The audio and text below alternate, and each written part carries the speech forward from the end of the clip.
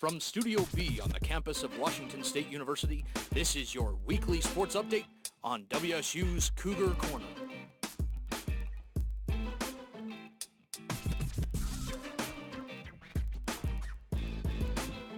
Welcome to WSU Cougar Corner on Murrow News 8. I'm Ian Smith. And I'm Dax McCoy. Thanks for joining us. We begin our show with the Pac-12 men's basketball tournament. Washington State lost to the Oregon Ducks 64-62 in a first-round OT thriller. Although they led for the majority of the game, the Cougs couldn't hold on despite Malachi Flynn's 22 points and late-game heroics. The Cougs had a chance to tie it in OT, but Kenny Wooten denied Milan Aqua's last shot, giving the Ducks the win and ending the Cougars' season. The Cougar baseball team pulled off a nail-biting 7-6 win in 11 innings yesterday afternoon. The Cougs forced a St. Mary's error in the 11th inning that allowed the winning run to score. With 2 outs in the 11th and a runner on first and third, the St. Mary's pitcher threw an errant ball into center field while trying to throw out Dylan Plew at second base. This allowed Blake Clanton to trot home for the winning run. The win improves the Cougs' records to 3-6 on the season. The Cougar women's tennis team continued their dominance, completing their 10th sweep of the season, beating the Boise State Broncos 7-0. The win improves the Cougs' record to 14-1 on the year and marks the team's best start in school history. Freshman Michaela Bayer-Lova has now won her first 20 games as a college tennis player, the second longest streak in WSU history. The Cougars now prepare to open Pac-12 play with a matchup against 22nd ranked Oregon down in Eugene on Sunday. The WSU men's golf team showed great poise in the Desert Mountain Intercollegiate Tournament, finishing 4th overall. 4 Cougars finished in the top 25 of the tournament, including junior A.J. Armstrong at 15th. Seniors Zach Anderson and Brian Mogg also had impressive showings for the Cougs. Recording the best 18-hole score of the final round, they both recorded 1 under par finishes. The University of Kansas won the tournament. WSU's former football player Zaire Webb filed a lawsuit against head football coach Mike Leach for inconsistent enforcement of his 3 deadly sins team rule. Whitman County dismissed Webb's shoplifting charge in October, but WSU spokesperson Bill Stevens confirmed Wednesday that Webb will remain off the team for the upcoming season. This year's Butch the Cougar revealed his identity to the public after keeping a secret from friends, family, and the Cougar faithful. Our own Charlie Nelson attended the reveal and has a special connection to the mystery man. A video posted to social media Tuesday revealed who kept their identity as WSU's mascot Butch a secret for a year. I met with James Nelson, the man behind the mask, to get an answer to what it is like to be Butch. I didn't think for a second my freshman year that I was going to try out to be Butch. WSU's cheer coach Chris Opime believes Butch offers students a unique college experience. It's the big moments like leading a Go Cougs against the number 5 USC football team and beating them. And it's also the small moments like getting hugs from a 2-year-old who is no longer afraid of Butch. It is rewarding work, but no one will know that it's you doing it until graduation. Family and friends of James were shocked when he posted this video on his social media sites. He said keeping the secret was the hardest part. Your friends start to notice when you're not showing up for any of the sporting events at like a football game. Like, we're going down to the tailgates. James, you gonna come? It's all about keeping a straight face and just staying confident in your answer that, no, I'm not Butch. James believes his charisma and dance moves is what got him the title of Butch. James brought something that we haven't really had in the past couple of years, and that was rhythm. He's got dance moves. We're really going to miss James. Being able to put that head on and be somebody completely different than myself, and I think that's what I'm going to miss the most. James has gotten the opportunity to work many WSU events. He has even gone to alumni weddings as Butch. If you are interested in being the new Butch, email chris.opime@wsu.edu for more information on tryouts. We want as many people as we can, guys, girls, whatever. James will continue to work WSU events until the next Butch T. Cougar is chosen. Charlie Nelson, Murrow News 8. Wow, you know when they do the Butch reveal that we're getting close to the end of the school year. Yeah, it's exciting. Well, when we come back, we have highlights from College Basketball Conference Championship Week.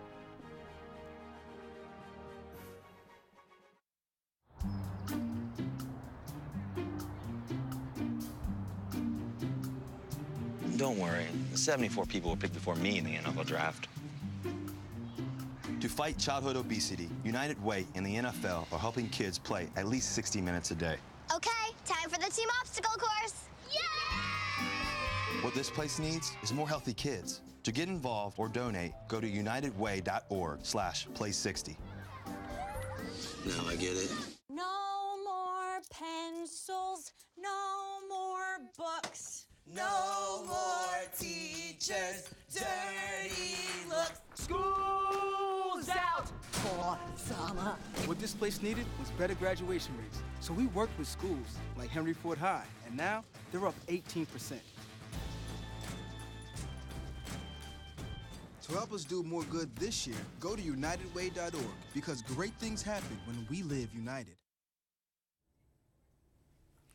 Heading back to the Pac-12 tournament in its second day of games, UCLA defeated Stanford 88-77 after Aaron Holiday went off for 34 points, 7 rebounds, and 8 assists. Later in the day, USC defeated Oregon State 61-48. Chimezi Medu led the way for the Trojans with a double-double, scoring 22 points and adding 11 boards. The night ended with Oregon defeating Utah 68-66 in a game that went down to the final possession. Kenny Wooten sealed the Ducks' victory for the second game in a row by blocking the game-tying layup. Rounding out the second day of the tournament, Arizona rolled past Colorado 83-67. Alonzo Trier scored a game-high 22 points while DeAndre Ayton struggled from the floor. This win gave the Wildcats their 6th victory in their last 7 games. Raleigh Alkins, getting hot early, knocks down the 3 to give Arizona an early lead, but Colorado would fight back. McKinley Wright stops on a dime to trim the Arizona lead to 5, but the Buffs couldn't rally back as the Wildcats roll past the Buffs and now prepare to play UCLA tonight. Going from the West Coast to the East Coast, as Grayson Allen sinks the long ball in transition to push Duke's lead to 8 in their 18-point win over Notre Dame, Marvin Bagley hits the 3, adding to his game-high 33 points to go with his 17 boards. Allen adds 2 more late in the game as Duke advances to face Tobacco Road rival North Carolina in an ACC semifinal matchup to decide which powerhouse advances to the final, while Notre Dame waits for Selection Sunday as an on-the-bubble team. Miami took on North Carolina toward the end of the first.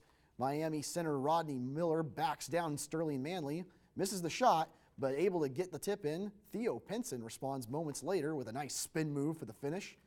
North Carolina down 2 late in the half. Cameron Johnson drives baseline, then hits Manley for the dunk. North Carolina did not make a basket for the first 7 minutes in the game, but the second half was all Tar Heels, outscoring Miami 50-34 in the second half, winning the game 82-65.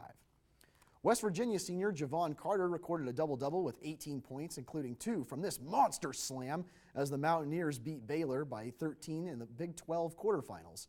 Issa Ahmad added 21 of his own in the 78-65 win. West Virginia improves to 23-9 and moves on to face the Texas Tech Red Raiders in the Big 12 semifinals, while Baylor has to wait until Selection Sunday to find out if they have a spot in the Big Dance. After the break, Ian will recap last night's NBA matchups, and the Boston Celtics head to the playoffs.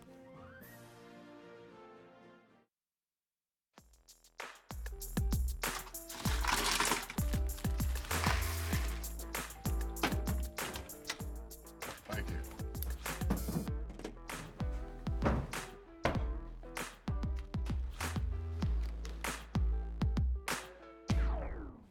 You got a king? Go fish! In your face! In your face! The smallest moments can have the biggest impact on a child's life. Take time to be a dad today.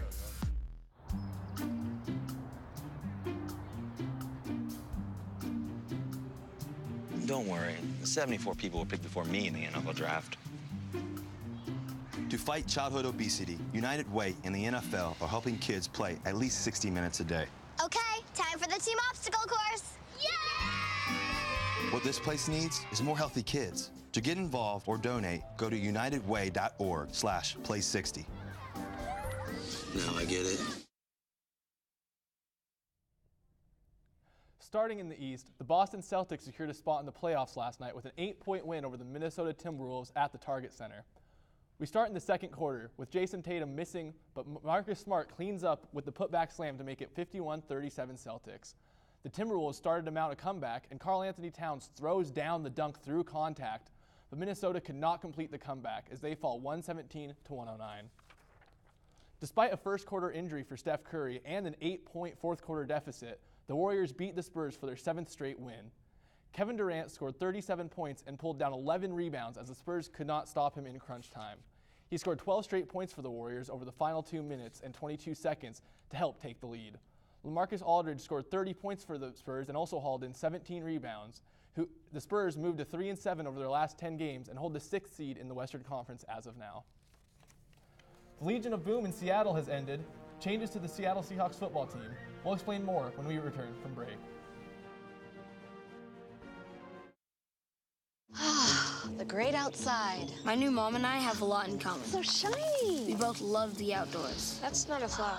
And she knows a lot about wildlife. A labradoodle. You don't have to be perfect to be a perfect parent. Thousands of kids in foster care will take you just as you are. My new dad teaches me all kinds of stuff. I wouldn't use this one. He helps me with my decision making. Ever. And he's even teaching me how to drive. And that's why cars have bumpers. You don't have to be perfect to be a perfect parent. Thousands of kids in foster care will take you just as you are. Wow, these are really good. You act surprised.